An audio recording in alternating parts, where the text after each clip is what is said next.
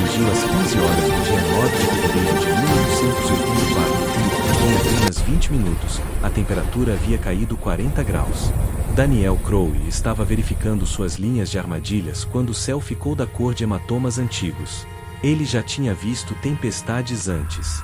Todos no território de Dakota já tinham, mas esta era diferente. O vento vinha do norte como o sopro de algo antigo e furioso. E a neve não caía tanto quanto voava horizontalmente. Um muro branco que apagava o mundo. Ele estava a 3 milhas da cidade quando a visibilidade caiu a zero. A maioria dos homens teria entrado em pânico. Alguns teriam tentado seguir em frente, confiando na memória para guiá-los até em casa. Esses homens seriam encontrados na primavera, congelados, às vezes a apenas alguns metros da segurança. Eles não conseguiam ver. Mas Daniel Crowe virou para o leste e correu. Ele correu em direção às cavernas de calcário. As mesmas cavernas pelas quais todos em Millbrow haviam zombado dele por passar 2 anos escavando, expandindo e transformando em abrigo. As mesmas cavernas que chamaram de a loucura do corvo e de o buraco do eremita louco. As mesmas cavernas que o prefeito disse serem uma perda de tempo e um constrangimento para a civilização adequada. Daniel atravessou o acesso oculto, uma fenda estreita entre 2 lajes de calcário que parecia apenas mais uma rachadura na face da rocha, e imediatamente sentiu a mudança de temperatura. Não quente, mas mais quente. O vento que tentava arrancar a pele de seu rosto simplesmente desapareceu, substituído por um ar imóvel com cheiro de pedra e terra. Ele estava seguro. Ele tinha comida armazenada ali, água de uma nascente subterrânea, lenha, cobertores, até livros. Poderia sobreviver por 1 semana, se fosse preciso. O que Daniel não sabia, o que não podia saber, era que, em até 3 horas, outras 27 pessoas estariam lutando para atravessar a pior nevasca da história do território de Dakota. Todas elas seguindo para as cavernas das quais haviam zombado por 2 anos. E que essa tempestade duraria 9 dias. 2 anos antes, abril de 1882. Você quer morar em uma caverna? O prefeito Tinkins encarou Daniel como se ele tivesse acabado de anunciar planos de criar asas e voar até a lua. Não morar nela, corrigiu Daniel. Prepará-la como abrigo para emergências. Eles estavam no gabinete do prefeito em Millbrow, uma cidade próspera de cerca de 400 almas.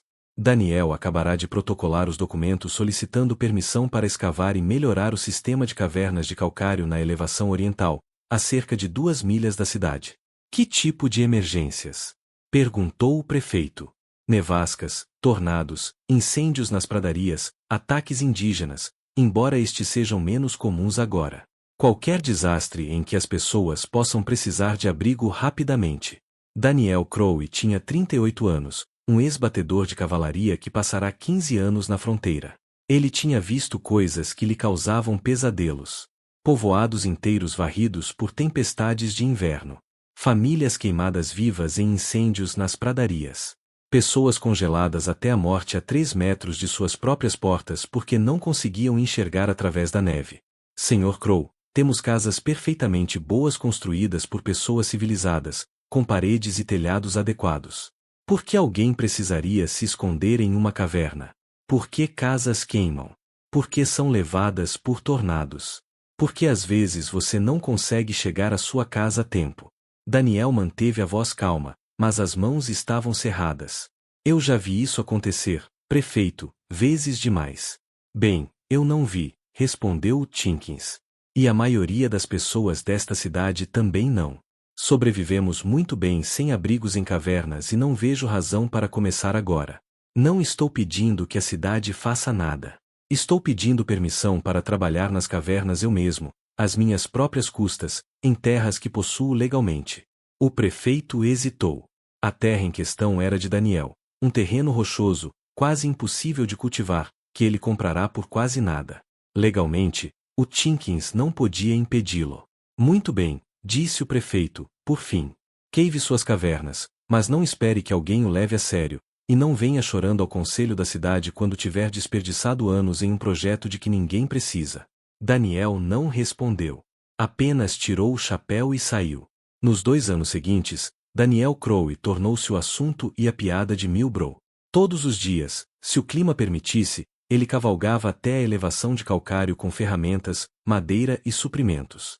Trabalhava sozinho, metodicamente, expandindo o sistema natural de cavernas para algo muito mais elaborado. A caverna principal havia sido formada ao longo de milênios pela água subterrânea esculpindo o calcário. Já era grande, cerca de 9 metros de profundidade e 6 metros de largura, mas Daniel a ampliou. Escavou câmaras laterais, reforçou trechos frágeis com suportes de madeira e alisou o chão. Mas isso era apenas o começo.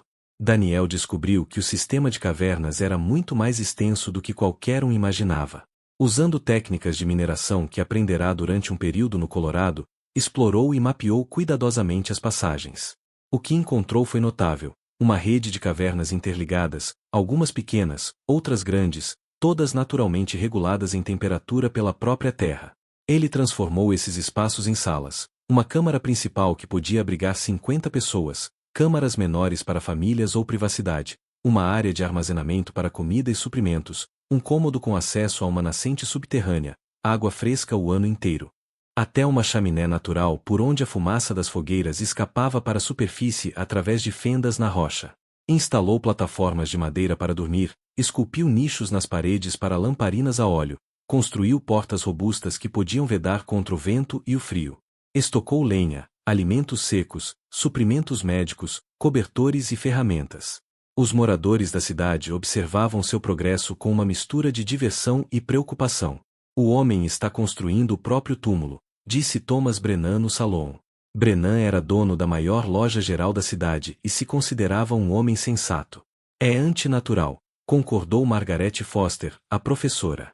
Deus nos colocou acima do chão, não debaixo dele. Viver em cavernas é coisa de selvagens. Ouvi dizer que ele tem suprimentos lá dentro para durar um ano, disse o jovem William Preston. Para o que ele está se preparando? O apocalipse.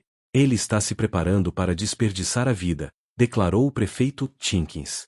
Enquanto o resto de nós constrói casas e negócios adequados, Crow brinca de faz de conta com pedras e terra. Até mesmo o padre O'Brien, o sacerdote da cidade, tentou aconselhar Daniel. Meu filho, eu entendo o desejo por segurança, mas nossa segurança vem de Deus e da comunidade, não de nos escondermos em buracos no chão. Eu não estou me escondendo, padre, respondeu Daniel. Estou me preparando. Há uma diferença. Preparando-se para quê? O que você sabe que o resto de nós não sabe? Daniel olhou fixamente para o padre. Eu sei que a natureza não se importa com nossas cidades nem com nossos planos. Eu sei que uma tempestade pode matá-lo em minutos se você não estiver preparado. Eu sei que ser chamado de louco é um pequeno preço a pagar por estar vivo. O padre não teve resposta para isso. No inverno de 1883, o abrigo em caverna de Daniel estava completo. Ele havia gasto quase todo o dinheiro que tinha, 2 anos de trabalho e incontáveis horas de planejamento. O resultado foi um refúgio subterrâneo sofisticado, capaz de abrigar dezenas de pessoas com comida, água, calor e segurança. Ninguém veio vê-lo. Ninguém pediu para fazer uma visita. Ninguém levou aquilo a sério. Chamavam de a loucura do Crow.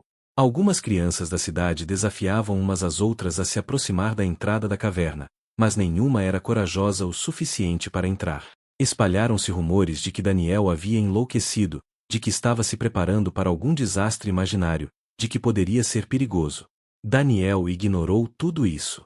Ele mantinha o sistema de cavernas, revezava os suprimentos de comida, verificava a integridade estrutural dos suportes. Ele estava pronto para aquilo que a cidade não sabia. O próprio Daniel não poderia ter previsto a natureza exata do desastre, mas sabia, com uma certeza que sentia nos ossos, que o desastre estava chegando. A fronteira lhe ensinara isso. 9 de fevereiro de 1884. A tempestade chega. A nevasca que ficaria conhecida como a Grande Tempestade de Dakota de 84 começou de forma inocente. A manhã estava fria, mas clara. As pessoas seguiam suas rotinas. Alguns notaram que os pássaros pareciam agitados, que os cavalos estavam inquietos, que o ar tinha uma estranha qualidade. Mas eram gente da fronteira. Já tinham enfrentado o frio antes. Daniel sabia melhor. Ele aprenderá a ler os sinais do tempo com os Lakota durante seus dias na cavalaria. A forma como as nuvens se formavam, o cheiro do ar, o comportamento dos animais. Tudo gritava perigo. Ao meio-dia, ele cavalgou até a cidade, algo que já não fazia com frequência. Foi direto ao gabinete do prefeito. Uma grande tempestade está chegando, anunciou sem rodeios. Dentro de poucas horas. Vai ser ruim. Talvez a pior que já vimos. O prefeito Tinkins levantou os olhos da papelada com irritação mal disfarçada. Senhor Crowe, temos clima todos os dias. Não entramos em pânico por causa disso. Isso não é apenas clima. É uma tempestade assassina. Posso lhe mostrar os sinais. Não preciso de lições de previsão do tempo de alguém que vive em uma caverna. Então vou ser simples. As pessoas precisam se preparar. Estocar mais lenha. Proteger o gado. Estar prontas para buscar abrigo imediatamente se as condições piorarem. E suponho que o senhor esteja sugerindo que se abriguem na sua caverna, disse o prefeito, em tom de deboche. Se for necessário, sim. Fica a 2 milhas a leste, perto do velho Marco do Carvalho. A entrada é... Obrigado, senhor Crowe. Sua preocupação foi registrada. Agora, se me der licença, tenho assuntos reais da cidade para resolver. Daniel tentou a loja geral em seguida. Thomas Brennan foi mais educado, mas igualmente cético. Daniel, agradeço o aviso, mas temos bastante experiência com tempestades de inverno. Vai ficar tudo bem. Ele tentou a igreja. O padre O'Brien ouviu com simpatia, mas disse: Meu filho, acho que você pode estar exagerando. É fevereiro. Esperamos tempo frio. Se a tempestade for tão ruim quanto você teme, reuniremos as pessoas aqui na igreja. É um prédio sólido. Padre, igrejas já queimaram antes. Já foram derrubadas pelo vento. Pedra e madeira não são proteção contra o que está vindo. Então confiaremos na proteção de Deus. Deus ajuda quem se ajuda, respondeu Daniel, um pouco ríspido. A caverna está lá, se precisarem. Avise as pessoas. Ele tentou várias outras famílias com o mesmo resultado. Algumas agradeceram educadamente, outras mal ouviram. Algumas zombaram abertamente. Às 14 horas, frustrado e preocupado, Daniel voltou para a caverna para fazer os preparativos finais. A tempestade atingiu às 15 horas.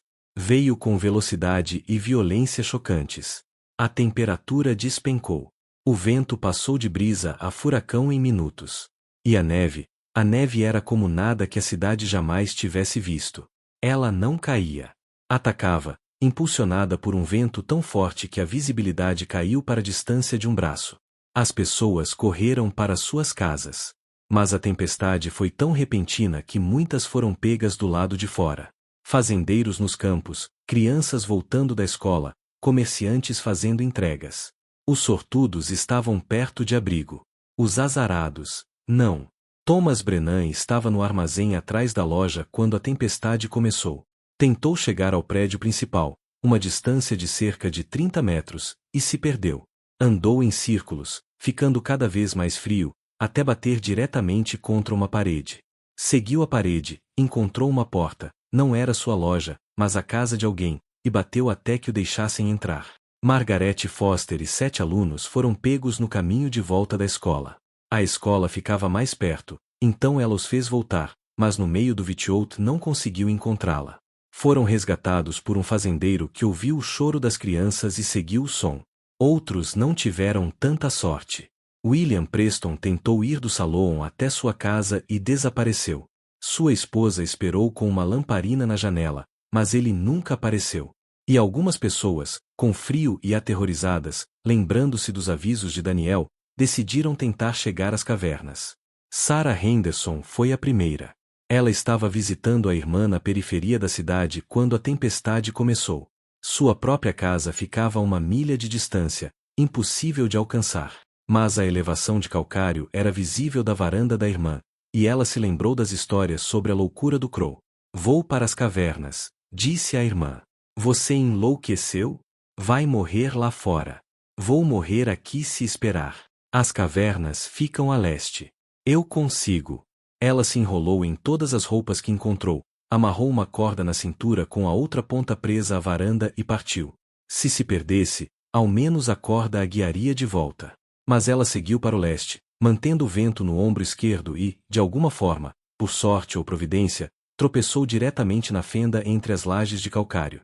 Daniel quase atirou nela quando ela irrompeu no abrigo, achando que fosse um urso ou um invasor. Mas reconheceu Sarah Henderson da cidade, a viúva do padeiro, uma mulher prática que sempre fora cordial com ele. Senhor Crowe, ela ofegou, com gelo grudado nos cílios. Graças a Deus. Achei que fosse morrer. Quase morreu. Como encontrou este lugar? Lembrei das histórias. Pensei que, se o senhor fosse louco bastante para construir isso, talvez fosse louco bastante para funcionar. Daniel a ajudou a chegar perto do fogo que havia acendido na câmara principal. Há café quente naquela panela, cobertores naquele baú. Aqueça-se. 30 minutos depois, a família Anderson chegou, pais e 3 filhos, todos quase congelados. Tinham sido pegos entre a cidade e sua propriedade rural e lembraram-se da caverna de Daniel. Depois veio o velho Henry Paulson, que havia ignorado os avisos de Daniel, mas reconsiderou quando o telhado de sua cabana começou a ceder sob o peso da neve branca. E então o padre O'Brien apareceu, conduzindo 6 moradores da cidade que haviam se abrigado na igreja até que o prédio começou a tremer com tanta violência que temeram que desabasse. Depois veio Thomas Brennan, que finalmente admitira para si mesmo que sua loja não sobreviveria àquela tempestade. Um a um, família por família, eles foram chegando. Alguns sozinhos, outros em grupos, todos meio congelados, todos aterrorizados, todos buscando o abrigo que haviam zombado por 2 anos.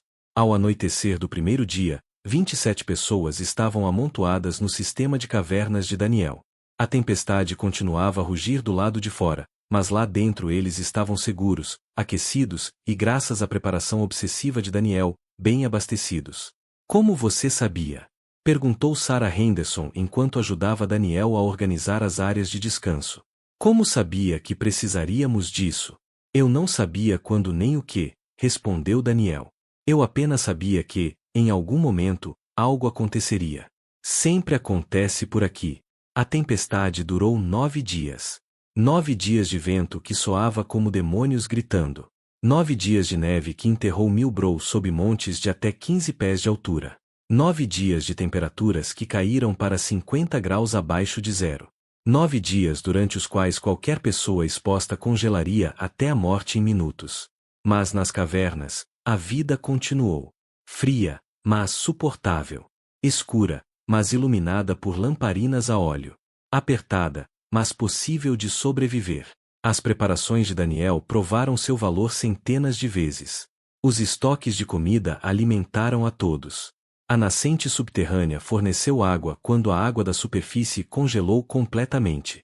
A lenha durou porque as cavernas retinham o calor com grande eficiência. As várias câmaras permitiam privacidade e organização.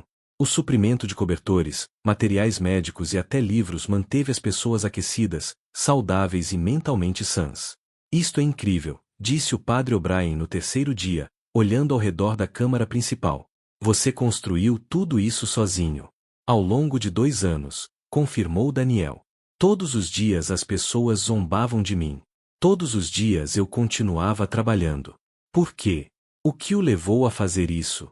Daniel ficou em silêncio por um momento. Eu vi uma caravana ser pega por uma nevasca uma vez. 73 pessoas. Quando a tempestade passou, 62 estavam mortas. Congelaram até a morte, amontoadas, tentando se manter aquecidas. Se tivessem abrigo, abrigo de verdade, subterrâneo, onde a terra mantém a temperatura, a maioria teria sobrevivido.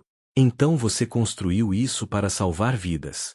Construí isso porque não suportava a ideia de ver pessoas morrerem quando a preparação poderia salvá-las. No 5º dia, ouviram arranhões em uma das entradas secundárias, uma abertura menor que Daniel criará para acesso de emergência. Era o prefeito Tinkins, quase congelado, mal vivo. A casa dele havia desabado sob a neve, e ele se lembrará das instruções de Daniel, 2 milhas a leste, perto do velho Marco do Carvalho. Daniel o puxou para dentro e o envolveu em cobertores perto do fogo. As mãos e os pés do prefeito estavam congelados, e ele delirava de frio, mas sobreviveria. Quando Tinkins finalmente recobrou os sentidos e percebeu onde estava, suas primeiras palavras foram: Você estava certo. Deus me ajude. Você estava certo. Isso não importa agora, disse Daniel. Você está seguro. É isso que importa. No 7º dia, um jovem casal chegou, recém-casados que haviam construído uma pequena cabana fora da cidade, com um bebê nascido poucos dias antes da tempestade. A cabana deles havia sido completamente soterrada, e eles cavaram a saída pela chaminé. A esposa estava fraca por causa do parto. O bebê era assustadoramente pequeno, mas ambos estavam vivos. As mulheres da caverna imediatamente assumiram os cuidados. Cobertores foram aquecidos junto ao fogo. Sarah Henderson, que já havia ajudado a trazer vários bebês ao mundo, examinou mãe e filho. Eles sobreviveriam. No 9º dia, o vento finalmente parou. O silêncio repentino foi assustador. As pessoas saíram das cavernas para um mundo transformado. Millbrow estava soterrada.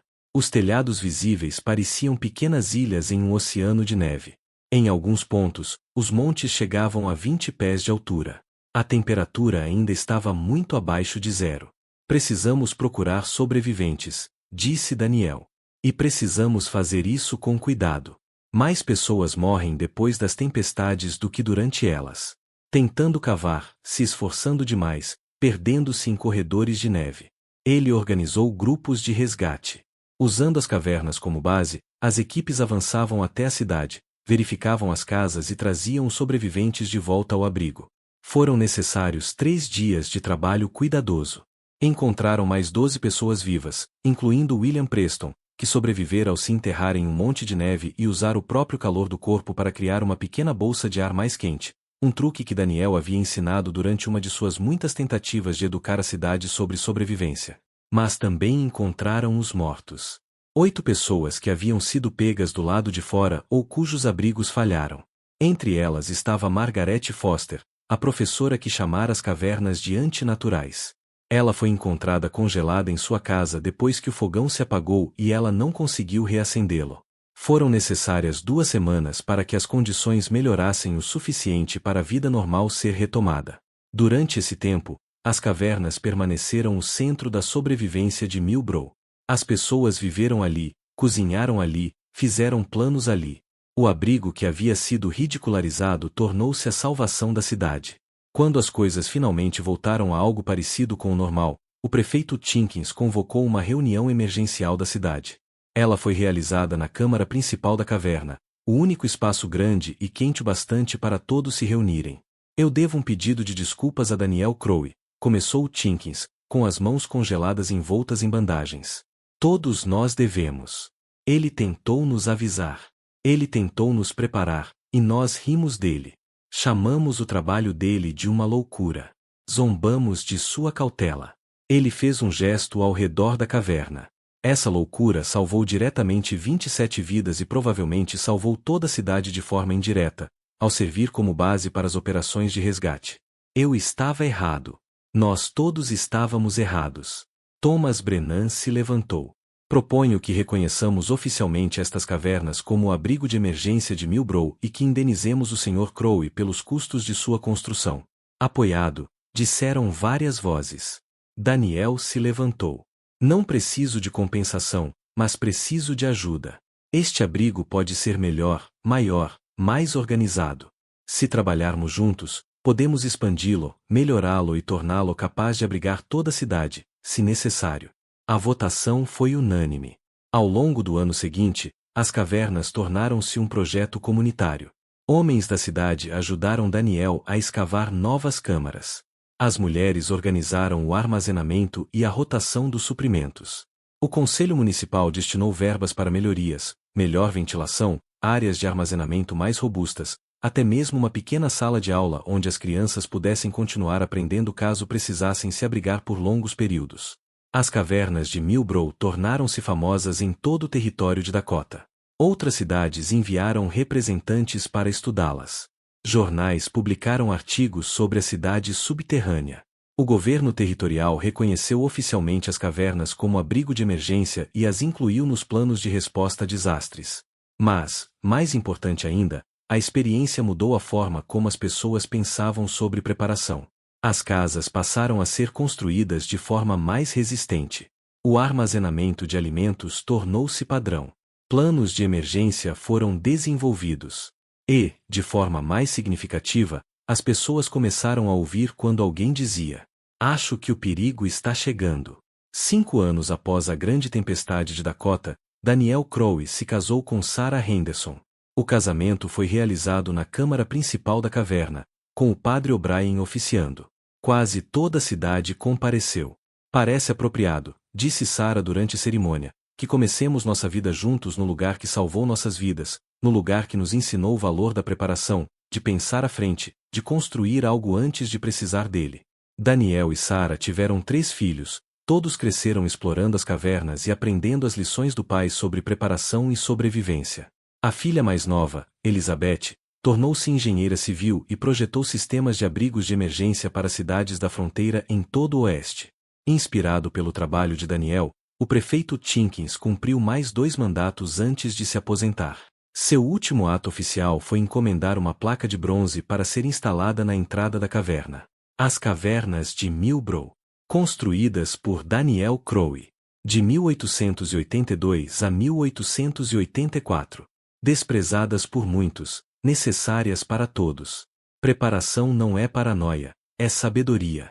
Quando Danielle Crowe morreu em 1912, aos 66 anos, o funeral foi realizado na superfície, mas seu corpo foi sepultado em uma câmara especial das cavernas, um espaço que ele próprio havia preparado como uma sala memorial silenciosa.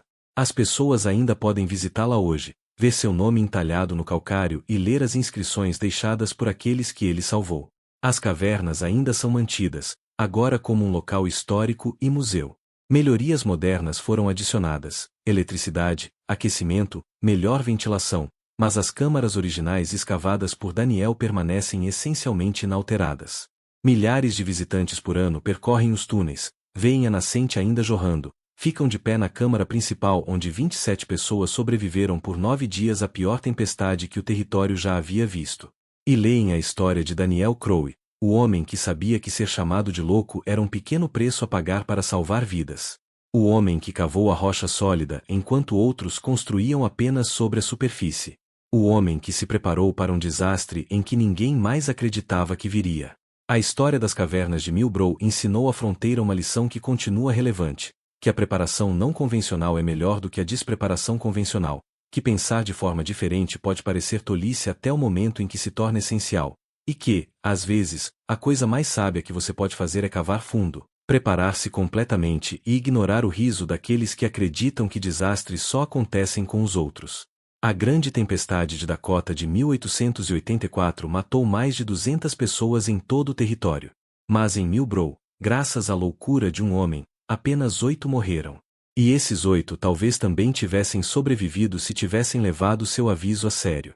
Às vezes, a pessoa de quem todos riem é a única que enxerga com clareza. Às vezes, o projeto que todos chamam de tolo é aquilo que salva a todos. E às vezes, o melhor abrigo não é o que fica acima do solo. É o que está abaixo dele, esculpido na pedra, esperando o dia em que todos os que zombaram dele precisarão desesperadamente.